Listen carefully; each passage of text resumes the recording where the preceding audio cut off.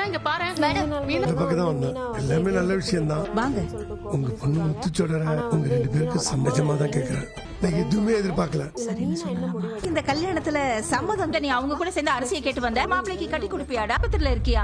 மீனா இப்ப எப்படி இருக்கா? சுகரும் பிபியும் லோவா இருந்துச்சு. பாக்கியா போய் சக்திவேல் மீட் பண்றாங்க. ஸோ என்ன விஷயத்துக்காக அப்படின்னா, குமாருக்கு வந்து பாக்கியாவோட 2வது பொண்ணு, அதாவது மயிலோட தங்கச்சி வந்து பொண்ணு கேட்கறக்காக போயிருக்காரு. என்னடா கொடுமை இது அப்படின்ற மாதிரி தான் இருக்கு. அப்போ வந்து சக்திவேல் கேட்குறாங்க, உங்க பொண்ணை எனக்கு தருவீங்களா, எங்க பையனுக்கு கல்யாணம் பண்ணி கொடுங்க அப்படிங்கிறப்ப பாக்கியா அதிர்ச்சி ஆகுறாங்க. என்ன சொல்றீங்க, நிஜமா தானா?